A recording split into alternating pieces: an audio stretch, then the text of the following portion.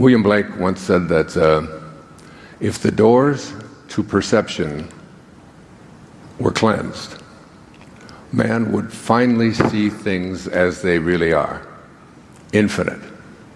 And looking at this infinite universe and having a recognition that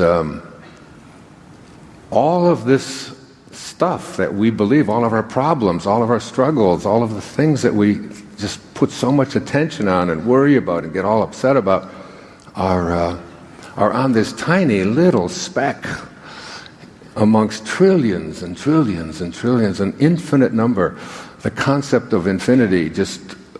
and I want you to contemplate that and think about this idea of infinity, because the essence of who you are is infinite, and your soul inside of you is, and it is capable of manifesting and attracting and creating virtually anything if you can get and understand that question. That, I taught philosophy 4 years at the university and studied it, and it's been just a major part of my life to look at these ideas. And all of the great philosophers, they all attempt to answer the same simple question: who am I? Truly, who am I?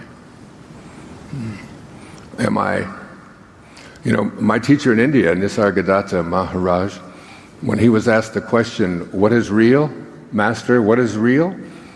His response was always, that is real, which never changes.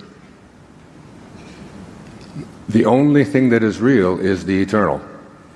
Anything else that you attempt to call real, the second that you get it, if it's changing, it's something else.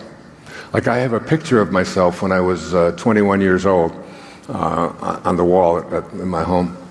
And I look at that picture, and then I look at myself. And I can't find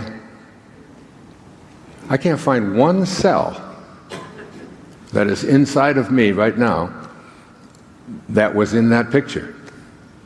Every single cell that was in that picture. And yet, when I was 21 years of age, I really and truly thought that was me.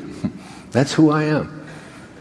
And then when I was 22, I thought that's who I am. And when I was 30, and when I was 7, and you get a hold of it, and then you start to realize that the only thing that's real is the deathless and the birthless part of you.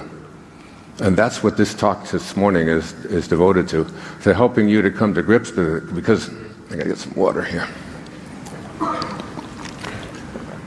Because once you come to grips with your infinite self, there's absolutely nothing in this physical world that can get to you again, or anyone or anything. You just have this knowing that who I am is so perfect and so grand. And there's a part of me and a part of every one of us that's not just personal, it's impersonal. It's in every one of us. The great Rumi from the 13th century said that what was said to the rose that made it open was said to me here in my chest when I met you. And he was speaking about God. When he finally had an awareness of the infinity of the universe, he said, something opens those roses. It's the same something that grows your fingernails.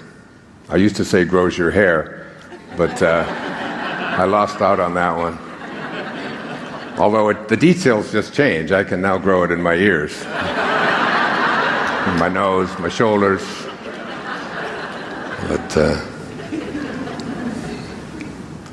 and Anais Nin, the famous French writer, beautiful lady, said, and the day came when the risk of remaining tight in a bud was more painful